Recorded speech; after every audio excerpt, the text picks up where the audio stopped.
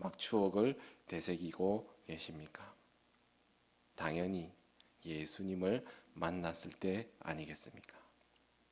그게 생각이 혹 안 나셨다면은 우리의 죄된 우리의 모습이 예수님을 두려워하는 것이 아닌가 이런 생각이 듭니다. 이것은 우리의 본성이라기보다는 늘 다른 것에 굶주려 있는 내 영혼의 문제일 수도 있습니다. 분명히 날 흡족해 할 것이 분명히 이 세상 가운데 있을 것 같고 또 찾아낸 것 같습니다. 아름다운 물건, 좋은 옷, 맛있는 음식, 좋아하는 식구들, 친구들, 넉넉한 경제사정, 눈에 넣어도 아프지 않을 자녀, 손자, 그리고 생각만 해도 흐뭇한 자신이 모아둔 모든 것들, 그리고 나의 영혼이 조금 부족해 할까봐 틀어놓은 힐링 음악, 그리고 좋은 이야기가 가득한 소셜 네트워크 이야기들, 거기에 좋은 것 하나 더하자면 예수님이 내 안에 계시다는 지식과 그리고 내가 드리고 있는 예배, 찬양, 더할 나위 없이 모든 것이 채워진 것 같습니다. 자, 다 채워지셨습니까? 무엇이 문제입니까? 무엇이 여전히 부족합니까? 다 채워진 것 같은데 플러스로 예수님도 채워 넣었는데 우리의 영적 갈망은 덤으로 넣은 것으로 채워질 수 없습니다. 주 예수 그리스도로 말미암아 온전히 채워짐으로 내 영혼이 날마다 주를 진정으로 찬양하시는 축복이 있으시길 바랍니다. 오늘 말씀인 시편 42편의 표제는 고라 자손의 마스길이라고 되어 있습니다.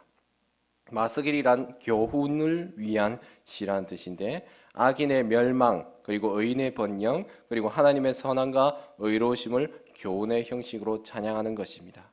그리고 고라 자손들을 시켜서 부른 교훈시라고 생각하면 됩니다.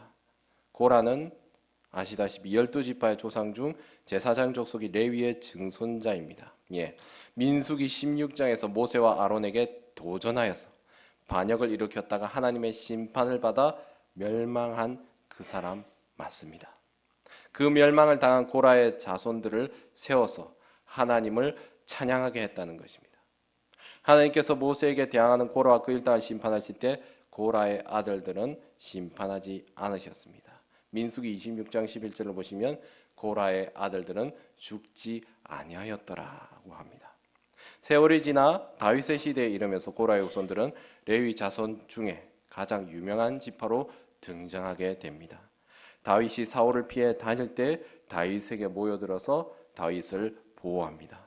자신의 조상들은 지도자를 배척하다 하나님의 벌을 받아 죽음을 당했지만 자신들은 그런 멸망의 자리, 저주의 자리에서 벗어난 삶을 살겠다는 것입니다. 이제 하나님 앞에, 하나님께서 세운 역사 앞에 충성된 일꾼이 되겠다는 것입니다.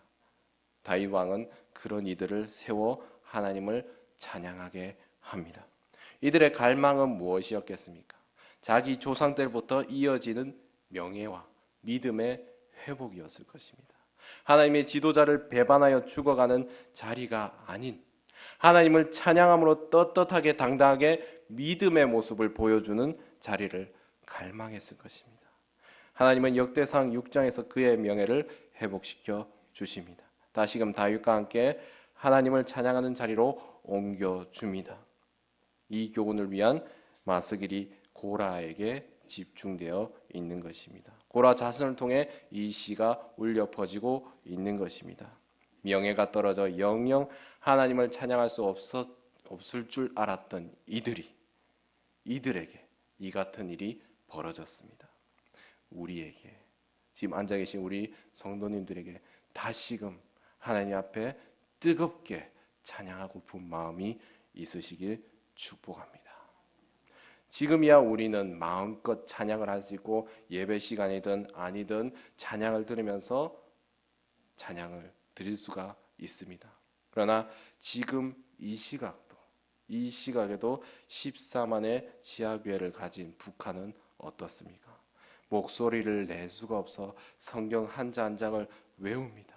그 성경도 온전하지 않아서 찢어서 찬송가도 다 찢어서 외우고 버립니다. 흔적을 없앱니다. 우리는 그렇게 하나님을 찬양하는데 목숨을 걸고 있습니까? 시편 42편의 배경은 다윗이 압살롬을 피해 요단을 건넜을 때 다윗이 지었을 것으로 대부분이 얘기하고 있습니다. 그는 악인에 의해 포위되고 도망을 다니는 신세가 되었습니다. 대적들은 그가 하나님으로부터 버림을 받았다고 비방하고 있습니다. 이 가운데 그는 하나님의 구원을 기대하며 과거를 돌아보며 슬픈 현실을 달래며 갈급한 심정으로 하나님을 찬양하고 있습니다. 우리에게 이런 갈급함이 있으시길 축복합니다. 우리는 우리의 삶이 바쁘고 우리의 삶이 우선이고 하나님에 관한 것은 덤 또는 플러스로 생각할 수도 있습니다. 이것도 나름 괜찮은 삶이라고 스스로 생각하고 있는 것 같지만 실상은 어떻습니까? 오히려 내가 소중히 여기는 그 삶에 쫓기어서 하나님을 섬기는 것을 멀리하고 있는 것은 아닙니까? 1, 2절의 말씀을 우리 같이 읽도록 하겠습니다. 하나님이여 사슴이 시냇물을 찾기에 갈급한 같이 내 영혼이 주를 찾기에 갈급하나이다. 내 영혼이 하나님을 갈망하나니 내가 어느 때에 나가서 하나님의 얼굴을 배울까? 사슴이란 동물은 목이 마르면 정말 견딜 수 없는 갈급함으로 물을 찾아다니는 동물입니다. 물의 냄새까지 맡을 정도로 사막에서 물을 찾을 때 사슴에게 일부러 물을 먹이지 않은 후에 놓아주어서 물을 찾게 한다고 합니다. 물이 없으면 소리를 지르고 목숨을 내어놓고 물을 구하는 동물이 사슴입니다.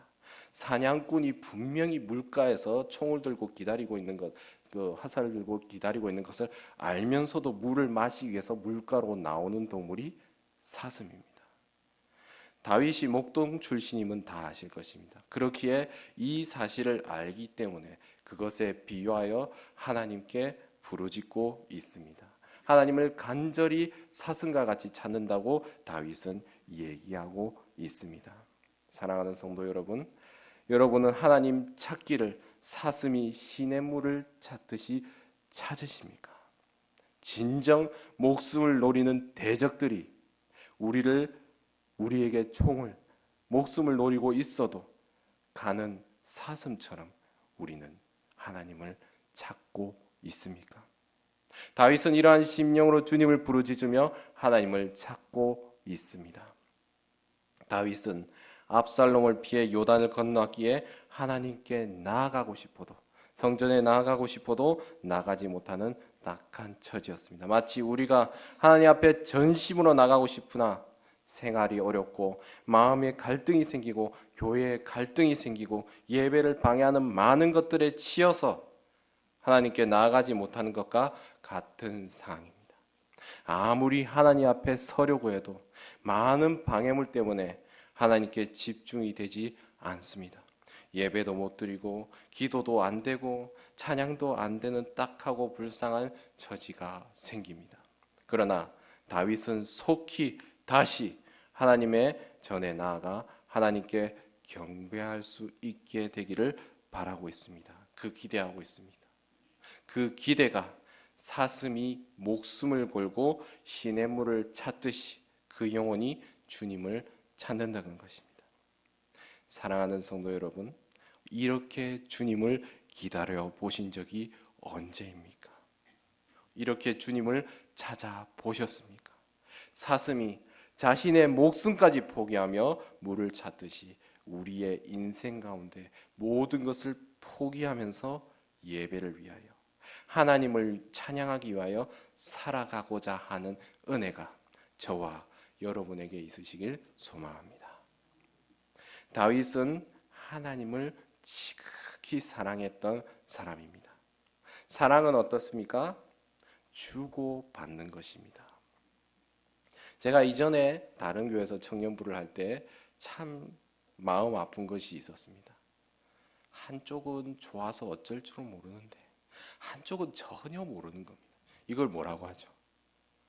짝사랑이라고 하죠. 우리만 바라보시는 짝사랑을 하나님께서 하고 계십니다.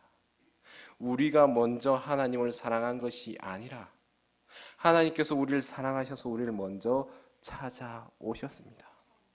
그리고 우리가 하나님의 사랑에 응답하시기를 태초부터 쭉 기다리고 계신 것입니다. 응답하라 1980년이 아니라 응답하라 백성들아, 이렇게 얘기하고 있습니다. 다윗은 하나님의 사랑에 응답하고 하나님과 열애에 빠져 있으면서 좀 더 하나님과 같이 지냈으면 하는 그 마음이 갈급한 심정으로 이 시편에 나와 있습니다. 그 하나님을 찾는 다윗이 고난에 빠지자, 고통에 빠지자 원수들이 이때다 하고 조롱을 하기 시작합니다. 아이고, 네가 찾는 하나님 어디 있노? 그 봐라. 네 꼴이 뭐고 하나님 의지한다면서 네 하나님이 뭐 도와주는 게 있냐? 이 말을 듣는 다윗의 마음이 어떻겠습니까? 억장이 무너졌을 것입니다. 하나님을 비웃는 그 사람들을 당장 응징을 받고 하나님을 잘 섬긴다고 생각하는 이들이 복을 받으며 떵떵거리며 살 수 있을 것도 같은데, 위기와 어려운 가운데서 아무리 하나님께 구원을 요청해도 하나님의 구원의 모습이 보이지가 않는 것입니다. 이때 비통의 소리가 나옵니다. 3절 4절을 우리 같이 읽어보도록 하겠습니다. 사람들이 종일 내게 하는 말이 내 하나님이 어디 있느냐 하오니 내 눈물이 주야로 내 음식이 되었도다. 내가 전에 지키는 무리와 동행하여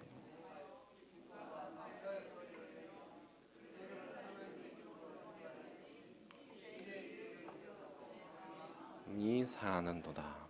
아멘.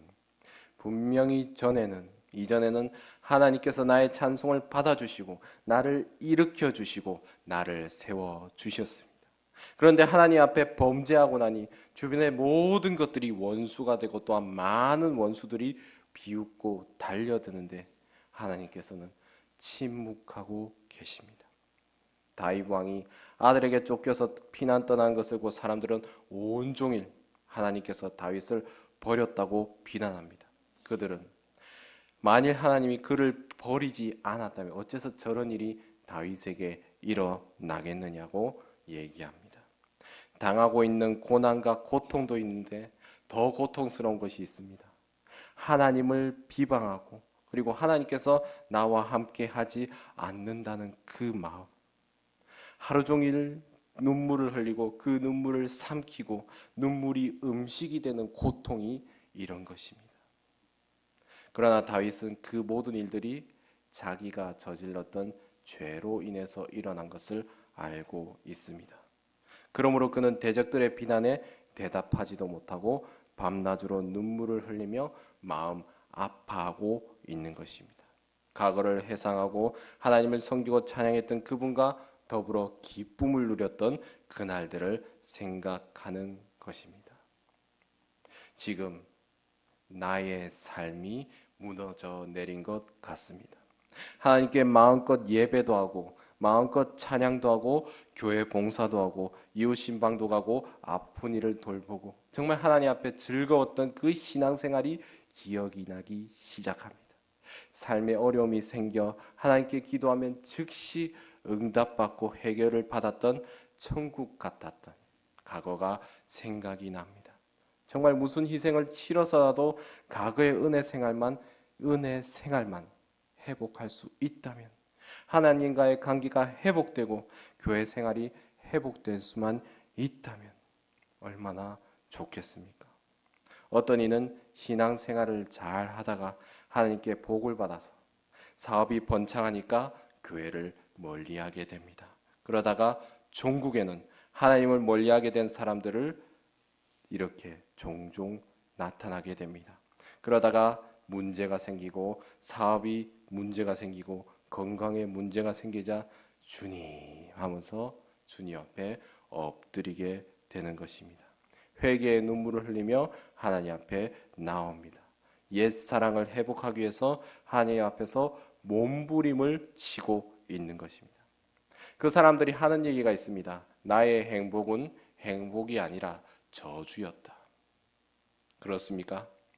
그러나 그런 것은 아닙니다. 분명 하나님께서는 큰 복을 우리에게 주셨으나 우리 안에 있는 죄악들이, 그 죄악으로 인한 결과가 하나님과의 관계를 멀어지게 한 것입니다. 여전히 하나님은 우리를 행복하게 하시기에, 기쁘시게 하시기 위해서 우리를 주야로 보고 계시고 지키심을 믿으시기 바랍니다. 하나님께서는 여전히 과거부터 지금까지 사랑하시는 그 사랑으로 우리를 초청하고 계십니다. 하나님과의 옛 사랑을 온전히 회복하시길 축복합니다. 하나님께서 여전히 원하시고 애타게 기다리고 계심을 기억하시길 바랍니다. 마태복음 27장을 보시면 네가 하나님의 아들이냐, 내가 유대인의 왕이냐라고 비난받았던 분이 계십니다. 그분은 자신이 가르쳤던 자신이 치료하였던 그리고 살렸던 이들에게 비난을 받았고 끌려갔고 처형받았고 죽었습니다. 그러나 결국 그분은 그 모든 것을 이기시고 부활하셨고 우리 안에 계십니다. 그분이 계시기에 우리는 이 현실에서 진실됨을 볼 수 있습니다. 과거의 일에 우리는 눈물만 흘릴 것이 아니라 그분을 바라봐야 할 것입니다. 그분도 고난을 당하셨습니다.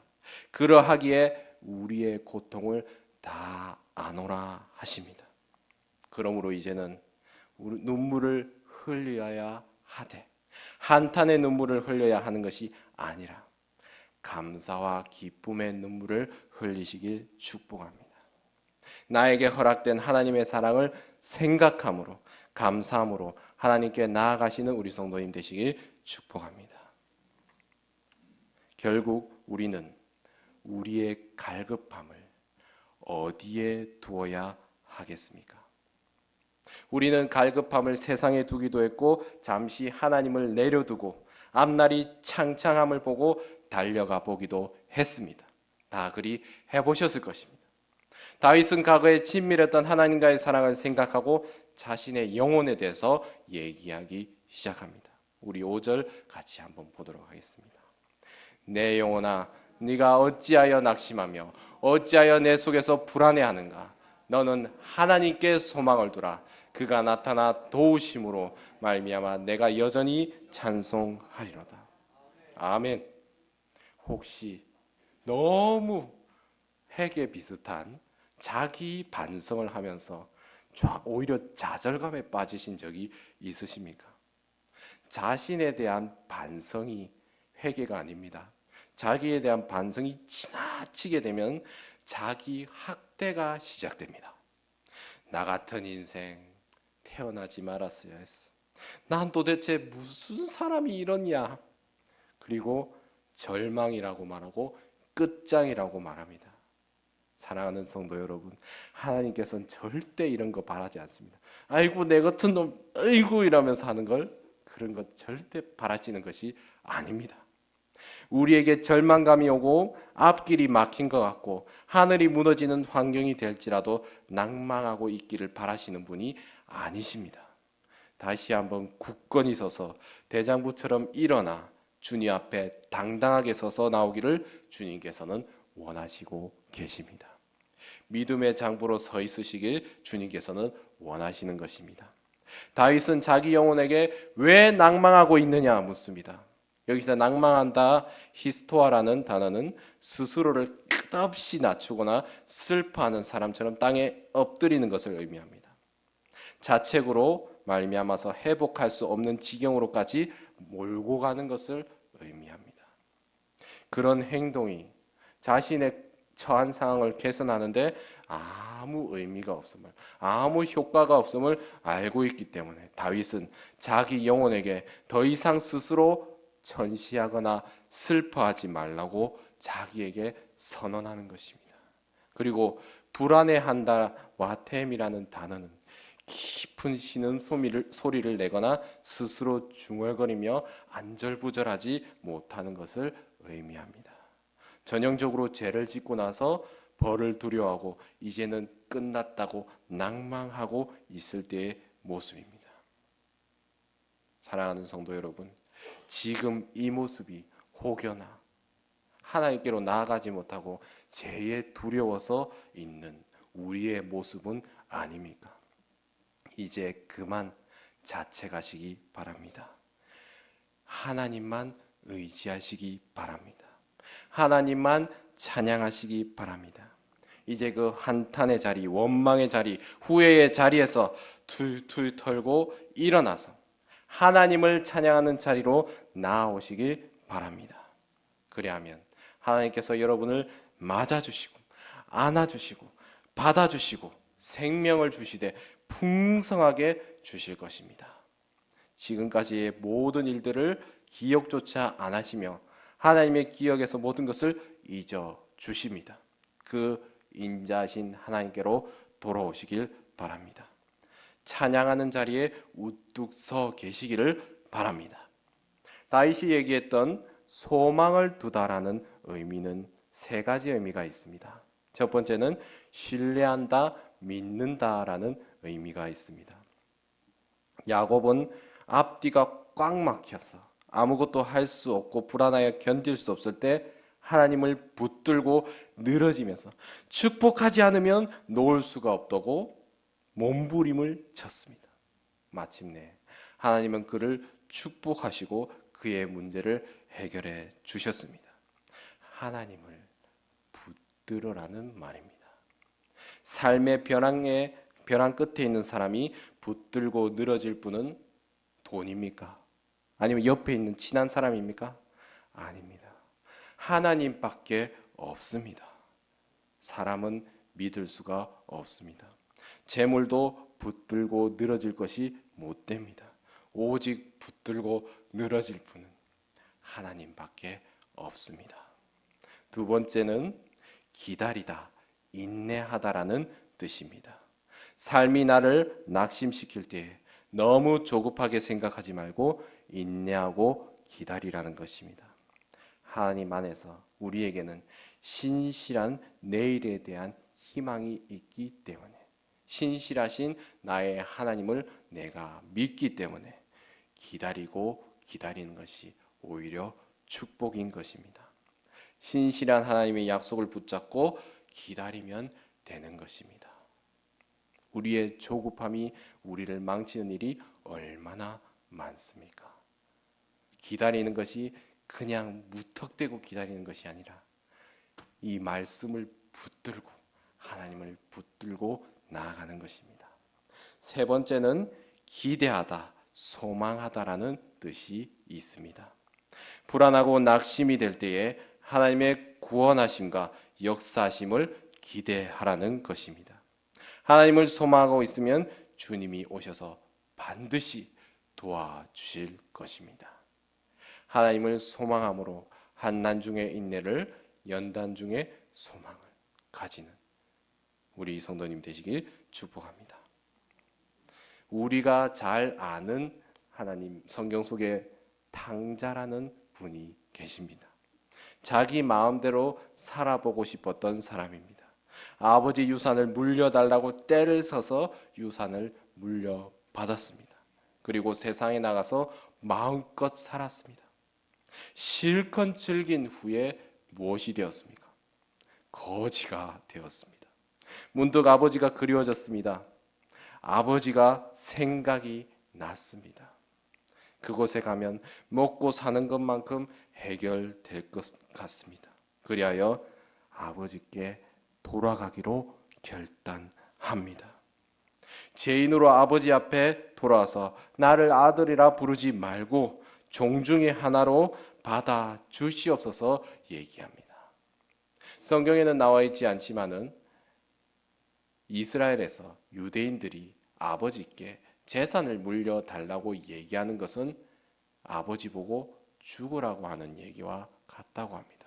왜냐하면은 우리는 보통 재산을 미리 물려줄 때도 있습니다. 그런데 이스라엘에서 유대인들이 재산을 물려준다는 의미는 그 아버지가 소천 돌아가시고 나서의 이야기입니다. 그런데 재산을 물려달라고 했다는 것은 아버지 죽으시고 저한테 재산 주세요, 이런 거나 마찬가지입니다. 그런 막말을 했던 죄인인 아들이 이제 아버지께로 돌아가서 저를 종으로서 주시옵소서라고, 그래도 아버지 밑에 있는 게 낫다고 돌아온 것입니다. 그런 아버지가 어떻게 했습니까? 내게 좋은 옷을 입히시고 반지를 끼우시고 송아지를 잡아서 잔치하게 하시고 우리의 아들이라 불러주십니다. 좋으신 하나님께로 나아오시길 바랍니다. 다윗 왕은 자기 영혼을 향해 하나님을 바라보라고 선포합니다. 우리가 하나님을 바랄 때 하나님께서는 우리를 바라보시고 우리를 어려움에서 구원해 주실 것입니다. 그러므로 낙심하며 불안해하는 자기 영혼을 책망하고 하나님의 구원을 신뢰하며 하나님을 찬양할 것이라고 선포합니다. 하나님을 사랑하는 사람들은 가장 어려울 때에도 하나님을 신뢰하고 그 입에서 찬양을 계속할 수 있는 것입니다. 우리는 때때로 낙심하며 영혼이 불안할 때가 있습니다. 바로 그때 오늘 말씀, 내 영혼아 내가 어찌하여 낙심하며 불안해하는가? 너는 하나님만을 바라라. 나는 구원의 하나님을 인해 주님을 찬송할 것이다 라고 선포하시는 은혜가 있으시길 바랍니다. 말씀을 마무리하겠습니다. 가시철망병이라는 병이 있습니다. 2차 대전 때 유럽의 연합군 포로 수용소에서 군의관들이 만들어낸 병입니다. 만들어낸 병명입니다. 극도로 우울해지고 먹어도 살이 안 찌고 전신이 쇠약해져서 누워만 있는 병이라는 것입니다. 처음에는 원인도 모르고 치료 방법도 없었습니다. 그저 절망 속에 갇혀 사는 상에서 온 병이라고 해서 가시철망병이라고 불렀다고 합니다. 이 환자들의 공통점이 있습니다. 그것은 모든 일에 거의 하루 종일 군시렁 되고 있는 것입니다. 투덜 되고 있는 것입니다. 자신의 일에 대해서, 자신의 상황에 대해서 불만 불평하고 있는 것입니다. 자기를 가두고 있는 가시철망이 희망을 앗아가 버렸다고 불만을 터뜨리는 것입니다. 자신 앞에 철망만 바라보고 있는 것입니다. 같은 수용소에 있으면서도 누구는 이 병에 걸리고 누구는 안 걸리는 이유가 무엇입니까? 그것은 하루 종일 눈앞에 있는 가시철망만 바라본 사람은 병에 걸렸고, 철망을 넘어서 푸른 하늘도 보고 철망 밑에 빈 들국화도 보고 고향을도 그려보고 살아가는 사람을 생각하며 내일을 꿈꾸던 사람들은 가시철망병에 걸리지 않았다는 것입니다. 비슷한 말씀이 생각나지 않으십니까? 민수기 21장 8절에 이런 말씀이 있습니다. 여호와께서 모세에게 이르시되 불뱀을 만들어 장대 위에 매달아라. 물린 자마다 그것을 보면 살리라. 이것이 누구를 뜻하고 말씀에 있는 것입니까? 바로 예수 그리스도임을 믿으시기 바랍니다. 하나님께 희망을 걸고 사는 사람은 현실의 문제를 이기고 승리의 삶을 살게 되는 것입니다. 비단 겉으로 보이는 절망만을 얘기하는 것이 아닙니다. 내 영혼은 괜찮겠지. 하나님을 덤으로 플러스해서 사는 삶은 괜찮겠지. 우리 세상을 사는 사람들이 플러스 참 좋아합니다. 홈플러스 좋아하시고요. 그리고 1+1 좋아하십니다. 그러나 크리스찬으로 사는 사람들은 절대로 삶 가운데 예수님을 1+1으로 살아서는 절대 안 됩니다. 예수님은 우리의 전부가 되어야 합니다. 우리에게 오히려 이 예수 그리스도, 하나님이 더욱더 절실히 필요한 줄로 믿으시기 바랍니다. 오히려 1+1으로 사는 그 사람들은 나는 괜찮겠지 하지만 그 사람이 오히려 예수님이 없는 사람입니다. 그 사람이 오히려 예수 그리스도가 필요한 사람입니다. 간절함으로 갈급함으로 하나님을 찾은 것이 아니기 때문에 앞에 하나님이 없어 절망한 이들보다 더욱 심각하게 하나님을 만나야 됩니다. 자기 중심으로 둔 것이 아니라 하나님으로 그 중심을 바꿔야 하는 것입니다. 사랑하는 성도 여러분, 우리는 주를 찾기에 갈급해야 합니다. 우리는 삶 가운데서 예수 그리스도를 믿음으로 말미암아서 기적을 논합니다. 은혜를 구합니다. 좋은 것을 받기를 원합니다. 그러나 그 모든 것은 하나님을 갈급함으로, 주를 찾기에 갈급함으로, 하나님 앞에 기도하고 예배함으로, 그 예배를 사모함으로 이루어지는 것입니다. 우리 안에 다윗 왕의 갈급함, 사슴이 물을 찾듯 하는 갈급함이 있습니까? 우리 교회 가운데 기도의 갈급함이 회복되기를 소망합니다. 예배의 갈급함이 있기를 소망합니다. 그 갈급함으로 하나님께 나온 이들이 정말로 하늘 문을 열게 되는 은혜가 충만하길 바랍니다. 기도하시겠습니다. 하나님, 우리 가운데 주를 찾기에 갈급함이 사슴이 물을 찾기에 갈급함처럼 있게 하여 주시옵소서. 나의 삶에